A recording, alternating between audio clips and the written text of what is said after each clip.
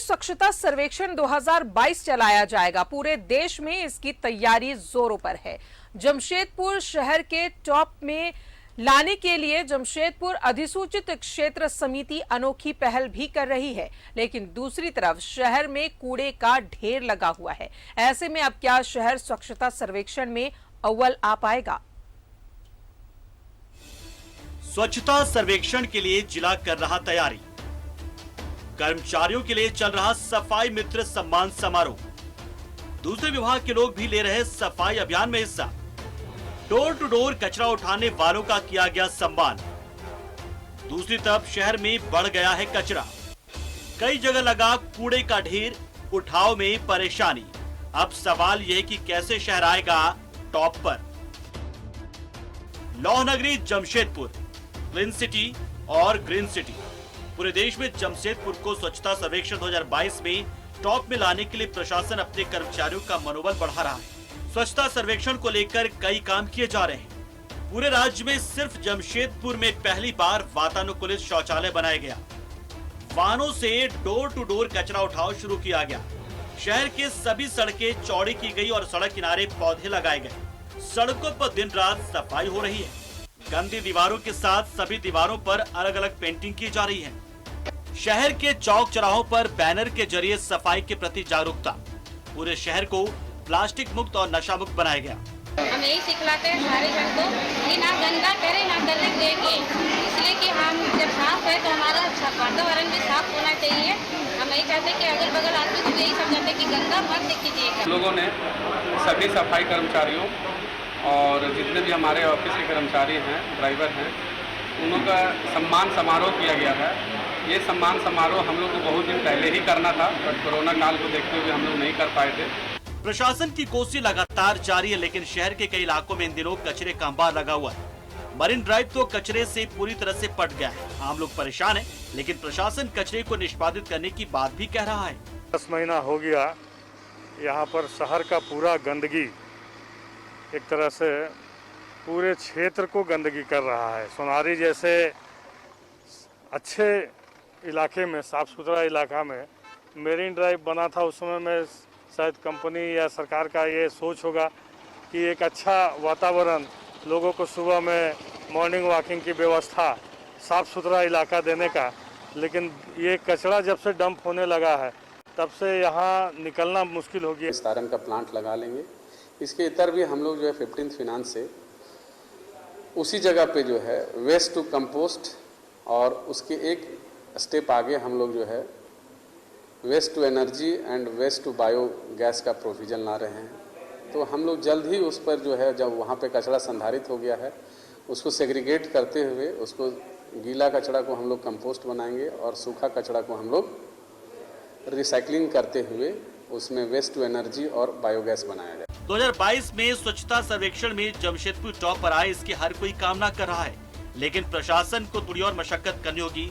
कम से कम कचरे का तो निदान करना ही होगा। न्यूज़ 11 भारत के लिए जमशेदपुर से मनोज और प्रभात की रिपोर्ट।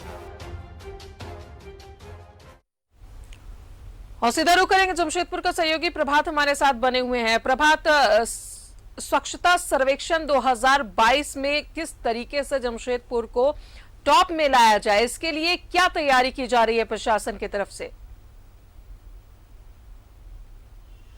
बिल्कुल राजा, देखिए पिछले बार भी जब स्वच्छता सर्वेक्षण हुआ था तो उसमें पूरे झारखंड में जमशेदपुर अव्वल स्थान पाया था और उसी का नतीजा था जो पिछले बार जिस तरीके से लोगों ने मेहनत की थी, चाहे वो जमशेदपुर नोटिफाइड एरिया कमेटी के पदाधिकारी बोले, सफाई कर्मी बोले, साथ ही साथ जो जुस्को है, जो टाटा स्टील की असुंगी कंपनी है, उसके साथ मिलकर स्वच्छता सर्वेक्षण में अव्वल आया था। लेकिन इस बार 2022 में निश्चित है कि इस बार भी अव्वल आने के लिए जो कर्मचारियों के साथ में जो एक मित्रता संबंध कायम किया जा रहा है। आप पिछले दिनों जितने भी सफाई कर्मचारी था उनके साथ में जो पदाधिकारी थे नोटिफाइड एरिया कमेटी के साथ, उनके साथ भोजन किया, बैठ के उनको सम्मान दिया, साल उड़ाया, ताकि वो कर्मचारी और पदाधिकारी का जो दूरी है एक तरह से वो खत्म हो जाए और कर्मचारी जो है, सफाई कर्मचारी ऐसे भी गंदगियों में काम करने वाले होते, तो कहीं ना कहीं एक सम्मान दिया जाए ताकि आने वाले 2022 का जो सर्वेक्षण होगा उसमें जो सफाई कर्मचारी है बढ़ चढ़ का हिस्सा ले और अपने शहर को अव्वल लाने का, पिछली बार जैसे आया था वैसे अव्वल लाने का प्रयास किया जाएगा। लेकिन दूसरी ओर ये भी देखा जा रहा है राधा कि जो जमशेदपुर की एक तरह से कहा जाएगा लाइफ लाइन है, जो मुंबई की तर्ज पर टाटा स्टील का सपना था कि एक मेरीन ड्राइव बनाया जाए नदियों के किनारे से मानगो से आदितपुर को जोड़ने वाला, उसके मेरीन ड्राइव के पास में कचड़ों का अंबार लगा हुआ है। हालांकि कचड़ों का अंबार को लेकर जब पदाधिकारियों से पूछा गया तो उनका ये कहना था कि ये केवल अपने शहर जमशेदपुर का ही नहीं, आसपास के जो नगर निगम है, चाहे जुगसलाई या मानगो या कपाली का जो नगर निगम है, उसकी कचड़ा को यहाँ डंप किया जाता है। कारण है कि जब कचड़ा प्लांट लगाने की बात थी जो खरबनी में, तो वहाँ ग्रामीणों का विरोध हो गया था, उसके चलते वो प्लांट नहीं लग पाया और अभी हाल के दिनों में लगातार कचड़े का उठाव हो रहा है। उसी की वजह से वो ज़्यादा कचड़ा का अंबार लग गया है, जिससे आने जाने वाले लोगों को काफ़ी परेशानी और साथ ही साथ वो जो कचड़ा से जो वेस्टेज निकल रहा है वो नदी में जा गिर रहा है। तो इसको लेकर पदाधिकारी भी थोड़ी चिंतित है और उन्होंने कहा जिस तरीके से कि आने वाले जो वित्तीय वर्ष है उसमें हम लोग वहाँ पर वेस्टेड प्लांट वहीं पे लगाने का प्रयास करेंगे, ताकि जो कचड़े का है उसको एक तरह से जो गीला कचड़ा है उसको निकाल कर बायोगैस में बनाया जाएगा, सूखा कचड़ा को जो है उसको एक करके वहीं खाद में प्रयोग किया जाएगा।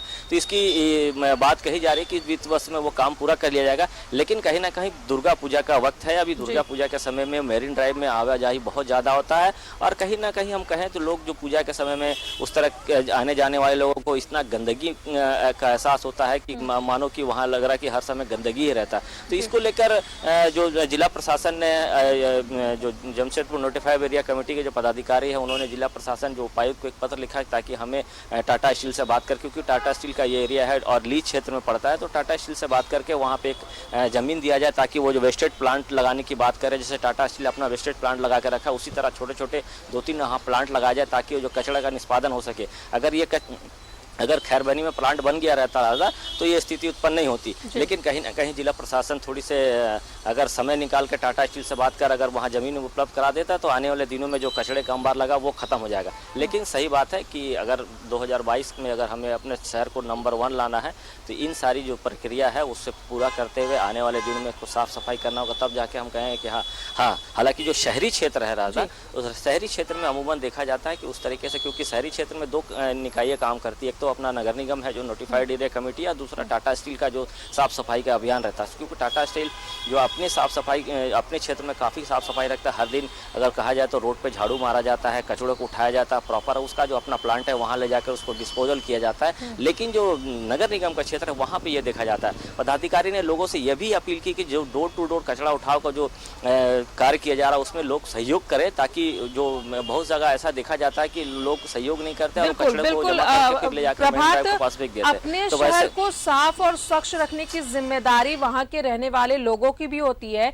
तो लोगों की सहभागिता भी बेहद जरूरी हो जाती है कि वो गंदगी ना फैलाए। अगर वो पार्क जा रहे हैं या कोई भी चीज ऐसा खा रहे हैं तो वो जो रैपर्स होते हैं वो अमूमन हम देखते हैं कि रोड सड़क पर फेंक देते हैं। तो आम लोगों को भी अपनी जिम्मेदारी समझनी होगी अपने शहर को साफ रखने के लिए।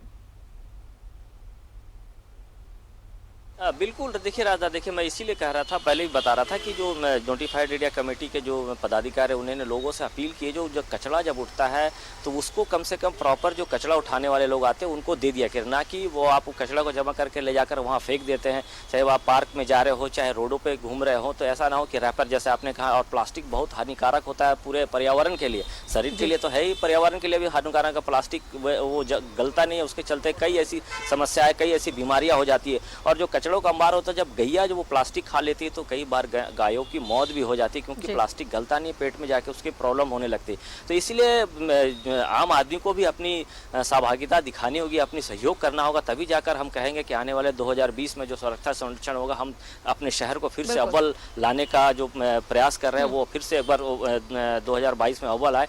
इसके लिए आम आदमी की सबसे ज़्यादा सहयोग की ज़रूरत है, सहभागिता की ज़रूरत है, तभी हम आने वाले 2020 में हम कहेंगे कि हाँ, पिछले बार जैसे हमने पूरे झारखंड में नंबर 1 स्थान प्राप्त किया था तो वैसा भी हम प्राप्त करें। लेकिन सबसे ज़्यादा जरूरी है आम आदमी की सहभागिता, आम आदमी का सहयोग, तभी जाकर हम कहेंगे कि हाँ, अपना शहर स्वच्छ और साफ सुथरा है। जी बहुत बहुत शुक्रिया प्रभात जानकारी के लिए। तो अपने शहर को स्वच्छ बनाए रखने की जिम्मेदारी शहर के हर एक नागरिक की है, प्रशासन अपना काम कर रहे हैं। और अगर आप चाहते हैं कि झारखंड में जमशेदपुर मौजूद है और जमशेदपुर को अगर अव्वल नंबर पर लाना है, टॉप पर लाना है, तो आम लोगों की सहभागिता बेहद जरूरी हो जाती है।